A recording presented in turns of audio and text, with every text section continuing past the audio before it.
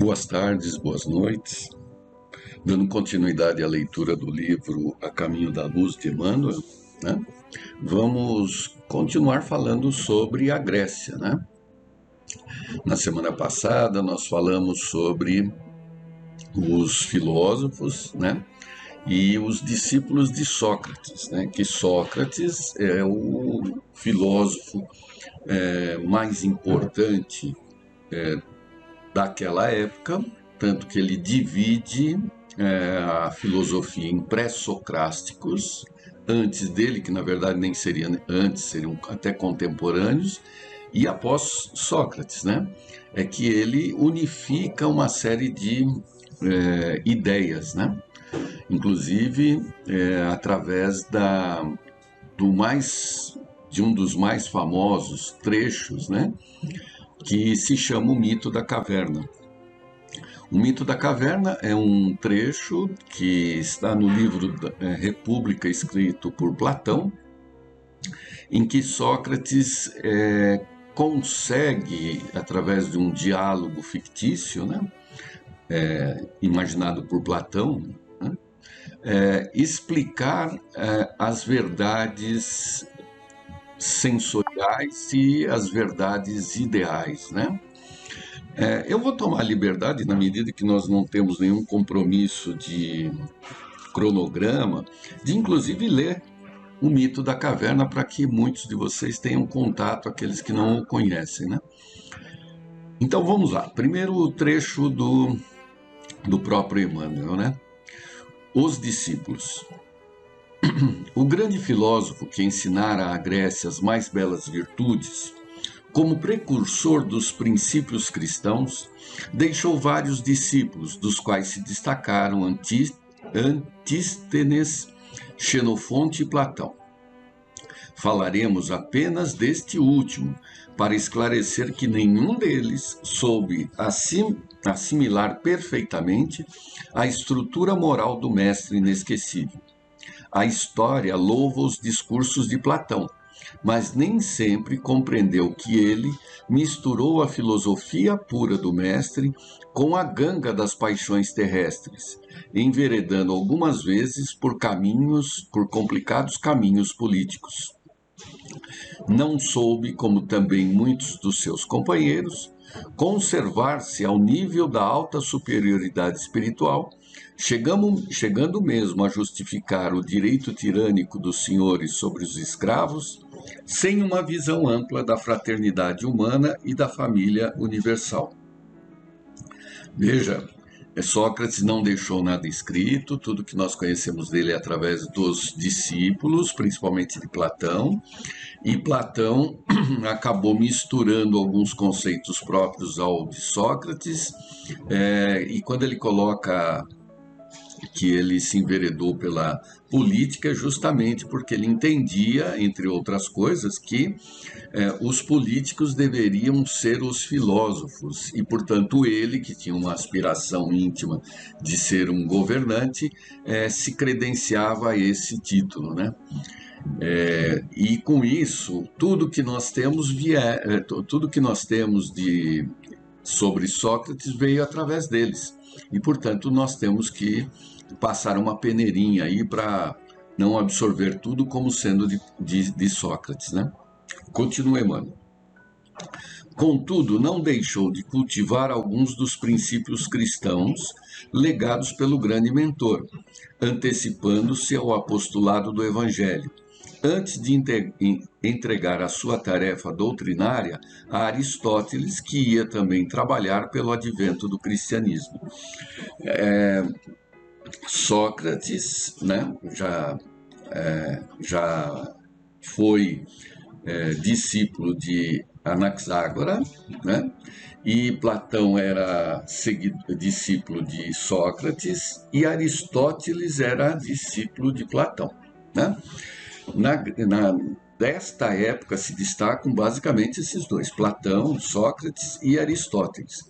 Aristóteles já tem uma visão de contraponto a Platão, né? Se Platão e Sócrates tinham um viés ideal, de realidade do que está no mundo das ideias, Aristóteles já é mais realista. Ele, como filho de médico, ele categorizava todas as coisas, ele era mais presente no que existia, né? E isso se denota no conceito de amor, né? Não existe a palavra amor. Então, para Platão e Sócrates, amor era desejo, era por aquilo que eu não tenho. Já Aristóteles era o amor que se chama amor-filia, que é por aquilo que eu já tenho. Eu tenho que amar aquilo que eu já conquistei e não ficar almejando algo que eu não tenho. Só para vocês terem uma ideia de como eram esses contrapontos. O importante aqui, eu entendo que seria esse mito da caverna, né? Que também nos chegou através de fragmentos, são apenas pedaços, que eu vou ler aqui para que a gente possa, inclusive, discutir um pouquinho, né? Então, o mito da caverna é um diálogo que Sócrates estabelece com Glauco, é um diálogo imaginário, né? Porque quem escreveu isso foi Platão, então ele está imaginando Sócrates conversando com Glauco. Por que conversando? Porque é a ideia do diálogo para se atingir as coisas, né? O conhecimento. As coisas aqui são os conhecimentos, né? Então começa assim, Sócrates. Depois disso, continuei. Compara a nossa natureza, conforme seja ou não educada, com a seguinte situação. Imagina homens em uma morada subterrânea, em forma de caverna, provida de uma única entrada com vista para a luz, em toda a sua largura. Encontram-se nesse lugar, desde pequenos, pernas e pescoço amarrados com cadeias, de forma que são forçados a ali permanecer e a olhar apenas para a frente, impossibilitados, como se acham pelas cadeias, de virar a cabeça. A luz de um fogo aceso a grande distância brilha no alto e por trás deles. Entre os prisioneiros e o foco de luz, há um caminho que passa por cima, ao longo do qual imagina agora um murozinho, à maneira de tabique, que os pelotiqueiros levantam entre eles e o público, e por cima do qual executam suas habilidades. Deu para imaginar a cena? É uma fileira, as pessoas amarradas umas às outras, né, seguindo em fila indiana, que chamaríamos hoje. Nas costas eles carregam uma série de objetos, né? De forma que eu só consigo ver o objeto de quem está à minha frente, mas não consigo ver o objeto que está nas minhas costas. E uma luz artificial, uma tocha acesa atrás, que na verdade mostra a sombra daqueles objetos que eu carrego. Né? Eu não vejo os objetos que carrego, ao contrário, eu só vejo as projeções. É esse o primeiro parágrafo aqui. Aí Glauco responde, figuro tudo isso, respondeu, quer dizer, imagino tudo isso. E continua Sócrates. Observe então, ao comprido desse murozinho, quer dizer, a parede, né? Homens a carregar toda a sorte de utensílios que ultrapassam a altura do muro, e também estátuas e figuras de animais de pedra ou de madeira, bem como objetos da mais variada espécie. Como é natural desses carregadores, uns conversam e outros se mantêm calados. Glauco coloca, imagens muito estranhas, disse, como também prisioneiros de que falas. Sócrates, parecem-se conosco, respondi. Para começar, achas mesmo que, em semelhante situação, poderiam ver deles próprios e dos vizinhos alguma coisa além da sombra projetada pelo fogo na parede da caverna que lhes fica em frente? Então, justamente, ele está colocando, né, que apesar das conversas, dos diálogos, as percepções são limitadíssimas. Mal consigo ver o que está naquele que carrega na frente, muito menos o que eu mesmo carrego, né? Tendo deles apenas a sombra, apenas as projeções. Continua. De que jeito, Glauco, né? De que jeito, perguntou, se a vida inteira não consegue mexer a cabeça? Mais essa limitação, né? Sócrates, e com relação aos objetos transportados, não acontecerá a mesma coisa? Glauco, como não? Sócrates, logo, se fossem capazes de conservar, não acreditas que pensariam estar designados pelo nome certo tudo o que vem? Mais ou menos assim, né? Se eles não se acham donos da verdade ao saber que estão carregando uma cadeira, um vaso, uma estátua, né? Eles se sentem seguros de que estão realmente carregando aquilo, quando na verdade eles só conseguem perceber disso apenas sombras. Glauco coloca, necessariamente. E Sócrates, e se no fundo da prisão se fizesse também ouvir um eco? Sempre que falasse alguma das estátuas, não achas que eles só poderiam atribuir às sombras em desfile?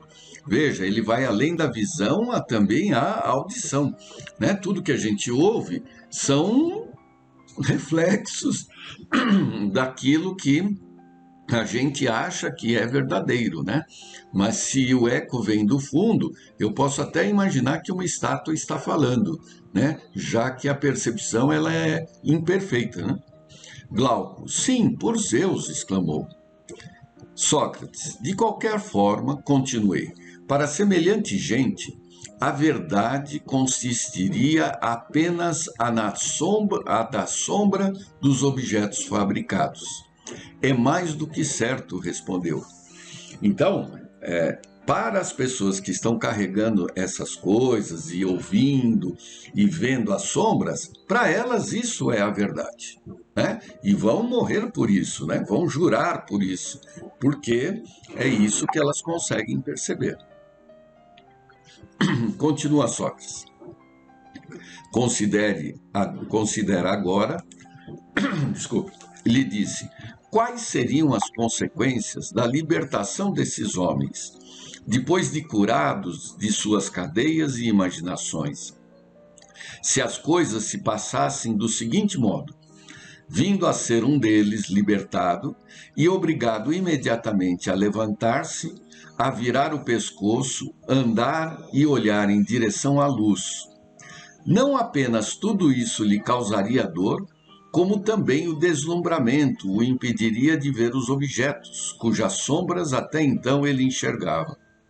Como achas que responderia a quem lhe afirmasse que tudo que ele vira até ali não passava de brinquedo e que somente agora, por mais próximo da realidade e ter o rosto voltado para o que é mais real, é que ele via com maior exatidão? E também, se o interlocutor lhe mostrasse os objetos, à medida que fossem desfilando e o obrigasse, à custa de perguntas, a designá-los pelos nomes? Não te parece que ele ficaria atrapalhando e imaginaria ser mais verdadeiro tudo o que ele vira até então do que quanto naquele instante lhe mostravam? Olha que interessante. Então, quem é esse que se liberta? Quem é esse que quebra as amarras, consegue deixar de ficar olhando para as sombras, levanta a cabeça, olha os objetos como são, se dirigem para a porta da caverna, olham a luz própria? Quem é esse que se liberta? O filósofo, né? E o que é o filósofo? Quem é o filósofo? É aquele que pensa, é aquele que através da razão não se limita às percepções do próprio corpo. É esse o significado dele. E como é que Sócrates coloca? Através, novamente, de se atingir pela razão e pelo diálogo, extrair de dentro de si mesmo o conhecimento. Eu sei que vocês vão falar assim, mas eu li isso aqui e não foi isso que eu entendi. Sem dúvida, isso tudo que a gente está falando é depois de leitura de várias interpretações, porque é um dos trechos mais estudados na humanidade, em que várias pessoas, vários pensadores outros, trouxeram essas explicações. Eu sei que para gente que é na primeira vez que lê, fala, não vou tão longe. Não tem importância, não é isso mesmo. Mas é por isso que nós vamos trocando as figurinhas aqui. É interessante que vocês tenham a oportunidade de ler isso. Eu vou deixar só um trecho aqui no site, né? Mas na internet vocês acham aí, põe aí o mito da caverna, né? De Sócrates. E aí vocês vão ter oportunidade de refletir sobre isso. Existem livros só sobre esse mito, né? A explicação desses mitos.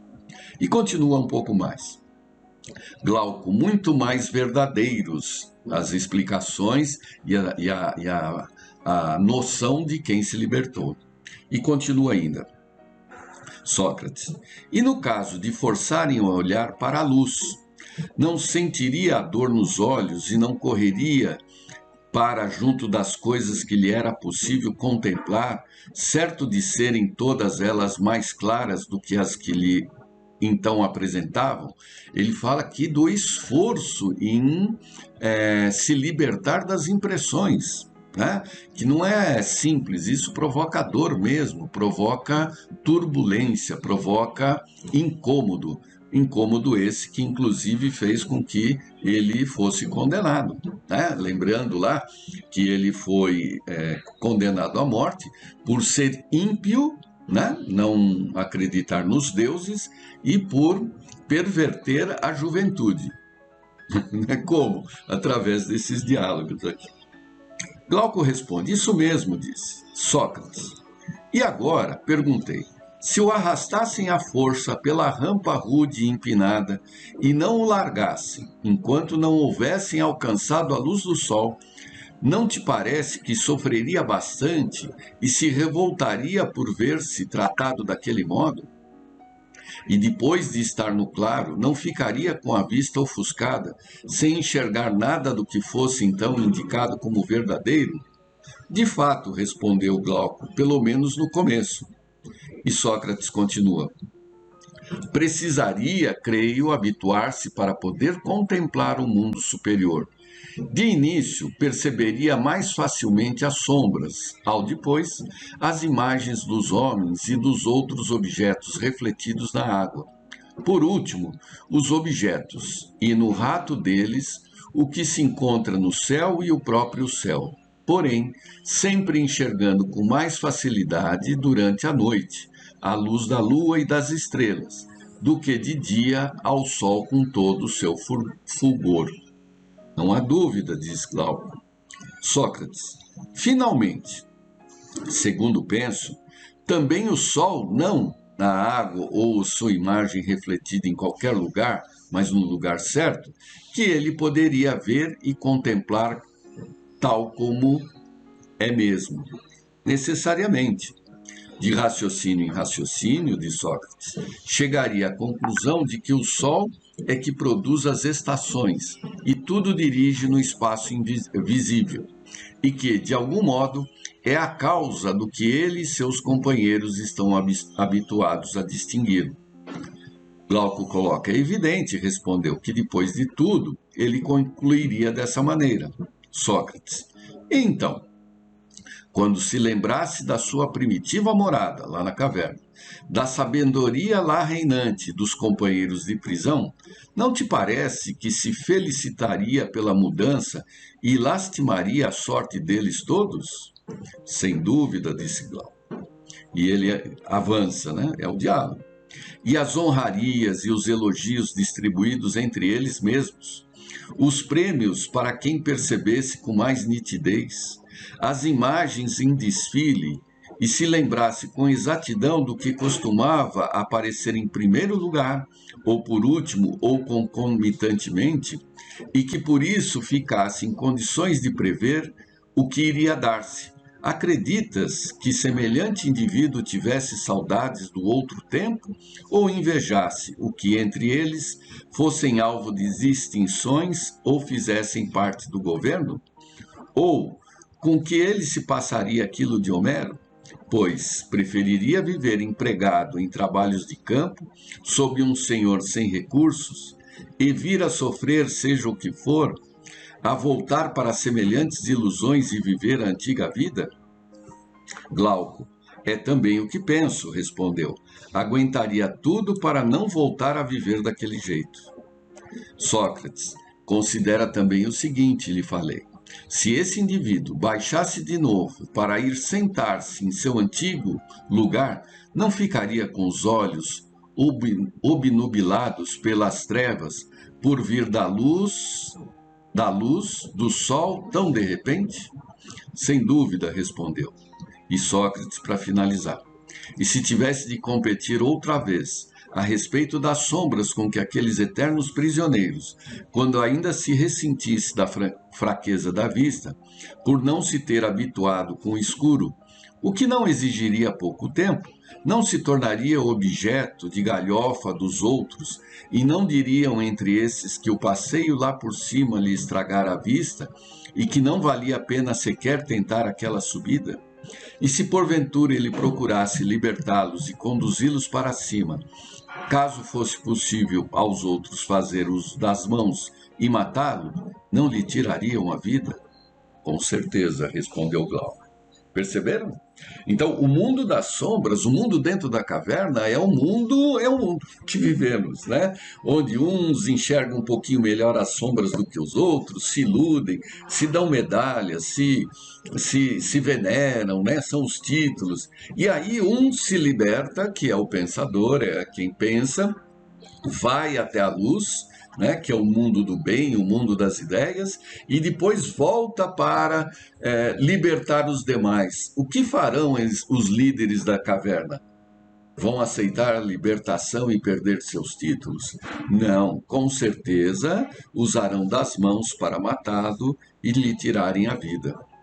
Né? Perceberam que é um precursor de Jesus? Isso foi falado 500 anos antes de Cristo. Né? Ele conseguiu idealizar uma historieta, né? Vamos assim chamar, né? Sem nenhuma conotação pejorativa, mas que representou a vida dele, Sócrates, e a própria vida de Jesus. Muito bem.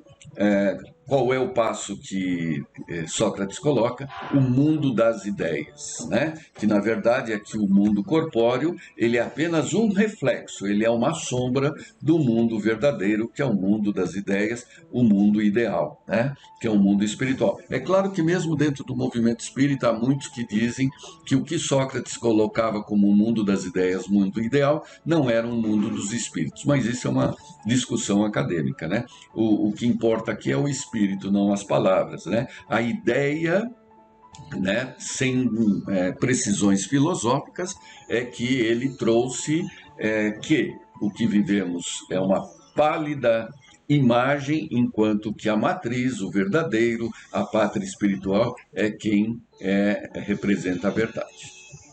Na semana que vem continuamos. Prazer em revê-los.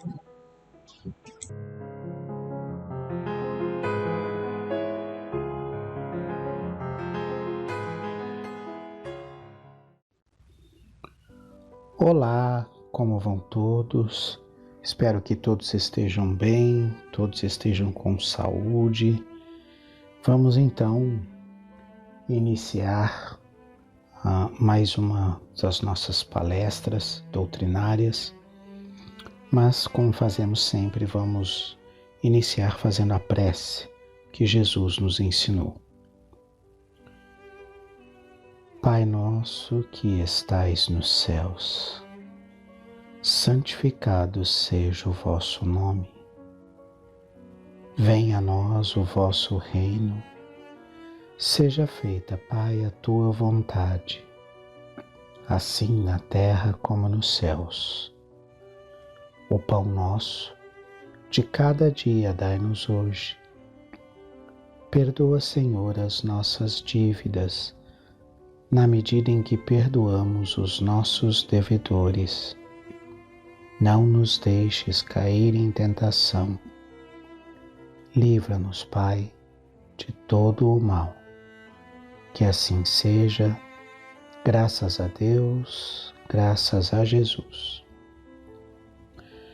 Nós trouxemos para discutir, para conversar com vocês, um assunto que está tratado no Livro dos Espíritos por Kardec, na parte 4 das esperanças e consolações, né?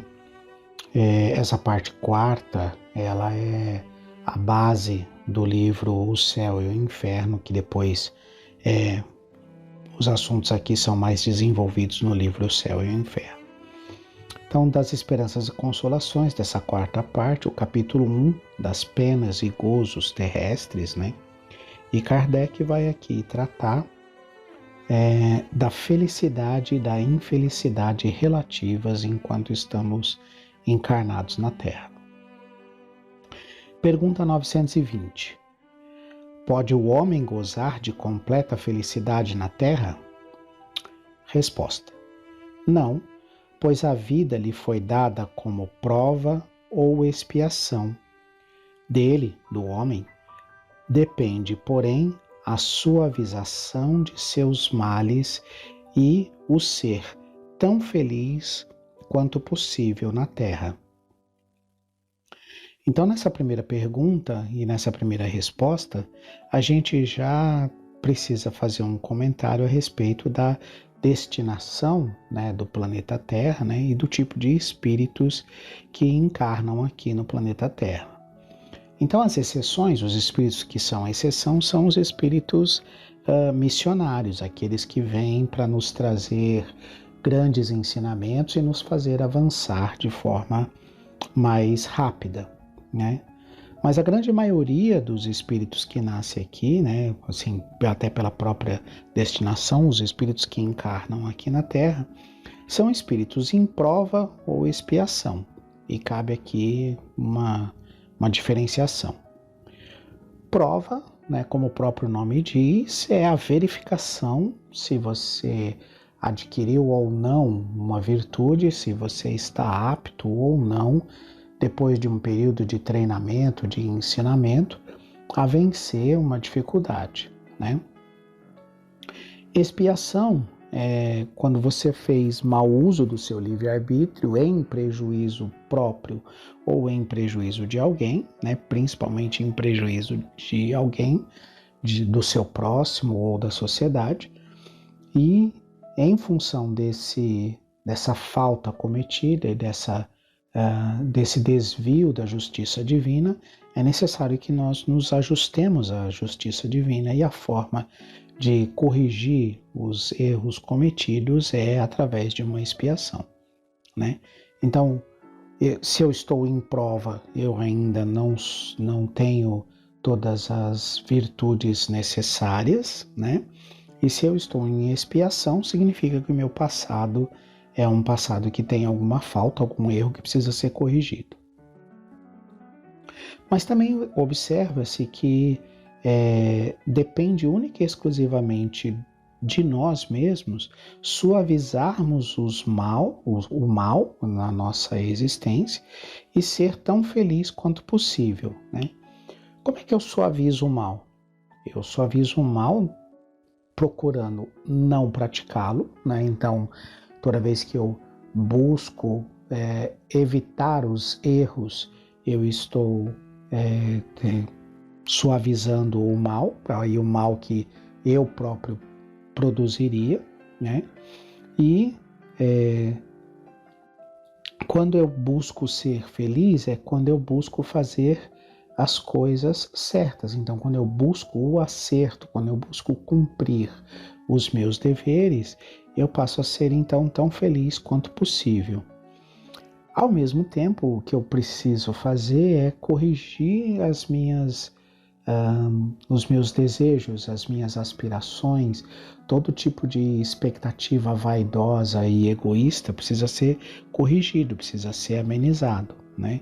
Se eu amenizo, eu tenho menos frustrações, né? Se eu amenizo essas expectativas mais vaidosas, eu tenho menos frustrações. Tendo menos frustrações, eu vou ser relativamente mais feliz, né? Estando satisfeito com aquilo que eu consigo alcançar, né? Eu vou estar mais feliz do que se eu ficar ansiando e invejando as coisas que eu não consigo alcançar e que estão além da vontade divina. Questão 921.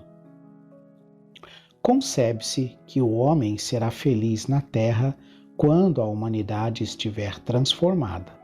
Mas, enquanto isso não se verifica, poderá conseguir uma felicidade relativa, né? Então, se eu não posso ter uma felicidade completa, né, gozar de uma felicidade completa na Terra, eu posso ter uma felicidade relativa, né? E a felicidade completa normalmente envolve que pessoas que a gente ama, pessoas que a gente tem em consideração, também estejam felizes, né? Essa felicidade, ela envolve uma sociedade mais próxima da gente e uma sociedade como um todo, né? Então, quando eu tenho muitos problemas sociais para serem resolvidos e eu me importo com esses problemas, né? A sensação de felicidade fica arranhada, abalada, mesmo que eu esteja bem, né? O que ele coloca aqui como resposta? O Espírito responde o seguinte: o homem é quase sempre o obreiro da sua própria infelicidade. Pela prática da lei de Deus, há muitos males ele poderia evitar, proporcionando a si mesmo felicidade tão grande quanto o comporte a sua existência grosseira. Por que ele está dizendo isso? Por que o Espírito está colocando as coisas dessa forma, né?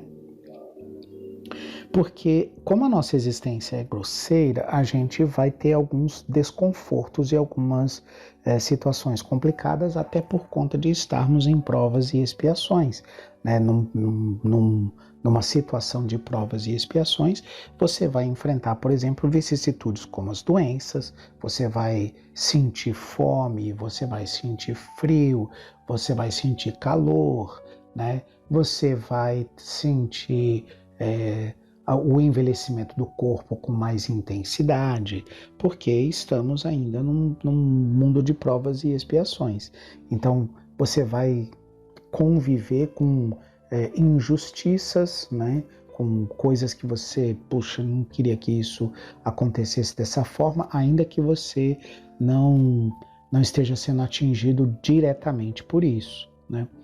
Mas essas coisas que estão acontecendo e todas essas vicissitudes que a gente descreveu, se a gente tivesse praticando a lei de Deus, elas seriam minimizadas.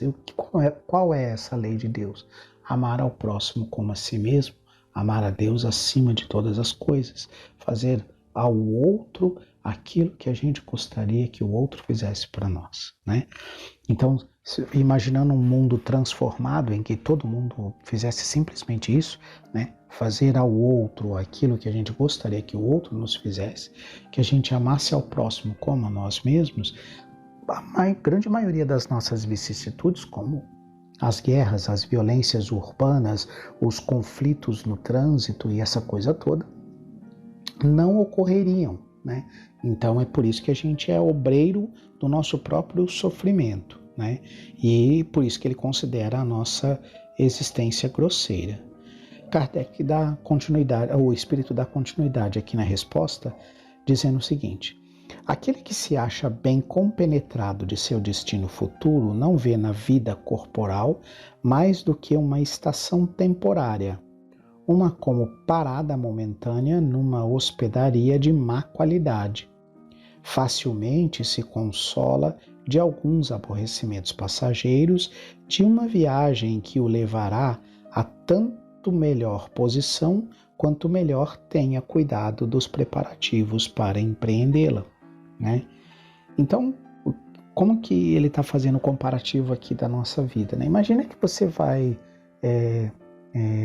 fazer uma viagem para um lugar que você quer muito, para um lugar onde a natureza é exuberante e bela, onde tudo é tranquilidade e paz, né?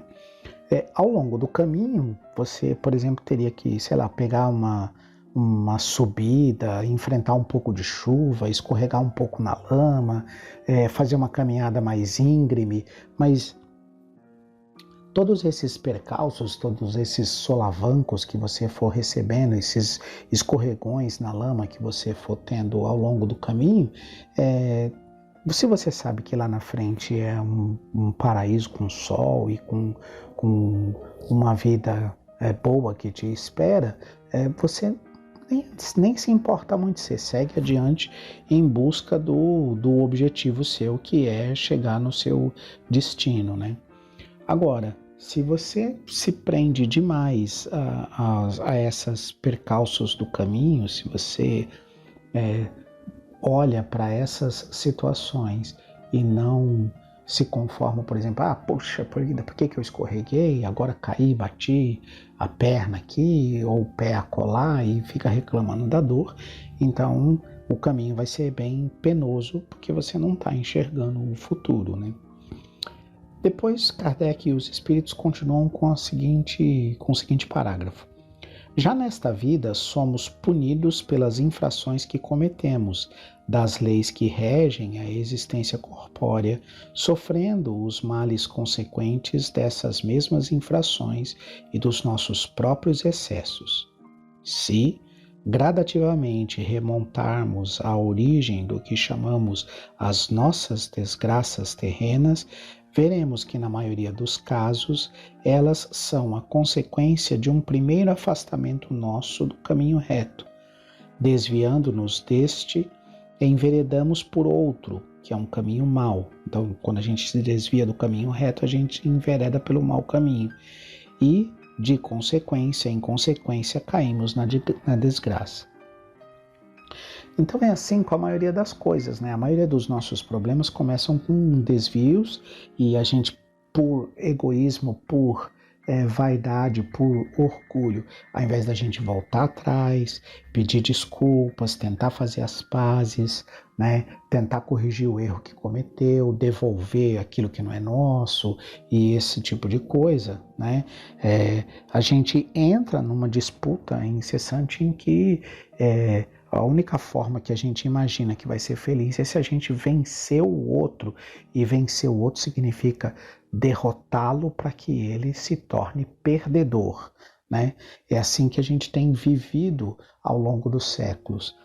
Quando você trata a vida a partir dessa perspectiva de vencedor e perdedor, toda vez que é você que está no lado perdedor, você sente essa infelicidade, essa frustração, né? E toda vez que você ainda não é o primeiro colocado, você olha para frente e vê que tem mais alguém que pode chegar, que você poderia chegar naquela mesma posição e você inveja aquela posição. O que a gente precisa aprender a fazer é enxergar essa igualdade que todos nós temos, essa igualdade de potencialidades, de habilidades, de conhecimentos, essa igualdade que todos nós temos de nos desenvolver e chegar no mesmo patamar. Enquanto a gente vê e valoriza demais as nossas diferenças, e nós somos diferentes, ao invés de valorizar aquilo que nos torna iguais e compartilhar as nossas diferenças para que todos possam progredir de forma adequada, a gente vai viver nesse mundo infeliz, né? E quanto mais a gente valoriza essa diferença no sentido de nos envaidecer com essas diferenças que nós mesmos criamos, e como o próprio texto diz, são diferenças momentâneas, né? A cor da sua pele talvez não seja a mesma na próxima encarnação, a sua condição social com certeza não será a mesma na próxima encarnação e assim sucessivamente. Então, enquanto a gente valoriza muito essas coisas que são externas e valoriza pouco as qualidades e as virtudes de cada espírito, então a gente valoriza pouco a honestidade, a gente valoriza pouco a caridade, a gente valoriza pouco o caráter e se importa mais com aquilo que brilha, com a roupa reluzente, com os tecidos reluzentes, com a aparência física chamativa e protuberante. Então, quanto mais a gente valoriza essas coisas que são externas e perecíveis, por que perecível? Porque toda essa beleza, as traças corroem, a pele envelhece, os ladrões roubam. Então, enquanto a gente valoriza tudo isso que é externo, a gente sofre dessas ansiedades e, consequentemente, a gente não consegue ser feliz, né? E quanto mais a gente valoriza as coisas que estão dentro, que as traças não corroem e que os ladrões não roubam, e que para que a pessoa enxergue essas qualidades é preciso que haja um relacionamento entre nós. Então, quando a gente estiver valorizando esse tipo de coisa, aí a gente vai se sentir mais feliz. Vamos para a pergunta 922, que isso que eu acabei de falar vai ficar mais claro na resposta do Espírito. Pergunta 922. A felicidade terrestre é relativa à posição de cada um? O que basta para a felicidade de um constitui a desgraça de outro? Haverá, contudo, algum critério de felicidade comum a todos os homens? Então, observe a resposta. Para a vida material, a felicidade é a posse daquilo que é necessário. Para a vida moral, a boa consciência e a fé no futuro. Então, o que é a boa consciência? A boa consciência é a certeza do dever retamente cumprido. Isso te dá paz de espírito, isso te dá a sensação de satisfação, né? O que é o necessário? Cara, você sente frio é ter uma blusa, você sente fome é ter o que comer, você sente vontade de estudar é ter acesso àquilo que te dá a condição de estudar e aprender, né? É ter um teto sobre a tua cabeça quando chove, é poder tomar um banho, poder tomar água potável. Então, são coisas muito simples o que a espiritualidade considera como necessário. Todo esse resto que eu não estou citando, a espiritualidade considera como supérfluo, né? Então, se você não está passando frio, você tem o necessário. Se você não está passando sede, você tem o necessário. Se você consegue se higienizar, se limpar e manter a higiene do corpo, você tem o necessário, né? Se você tem condição de manutenção da sua saúde, você tem o necessário, né? E a gente já produz, já tem condição no mundo de ninguém passar por essas necessidades. A gente vai continuar nesse tema, né? A gente só passou aqui por 2 questões, tem bastante coisa ainda pela frente. De qualquer forma, eu vou fazer como fiz da outra vez, vou colocar todas as questões para aqueles que quiserem já ir estudando adiante, né? E ler, vou disponibilizar o texto todo, mas a gente vai falar a partir da próxima questão, na próxima palestra.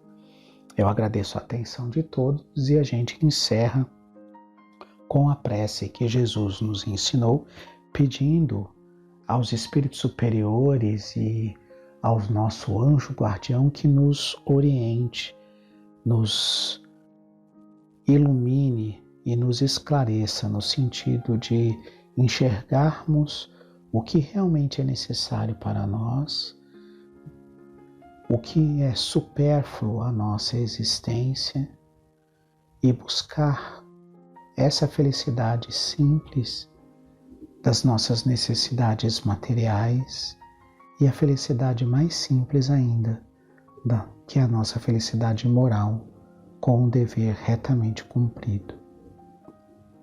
Pai nosso, que estais nos céus, santificado seja o vosso nome. Venha a nós o vosso reino. Seja feita, Pai, a tua vontade, assim na terra como nos céus. O pão nosso de cada dia dai-nos hoje. Perdoa, Senhor, as nossas dívidas, na medida em que perdoamos os nossos devedores.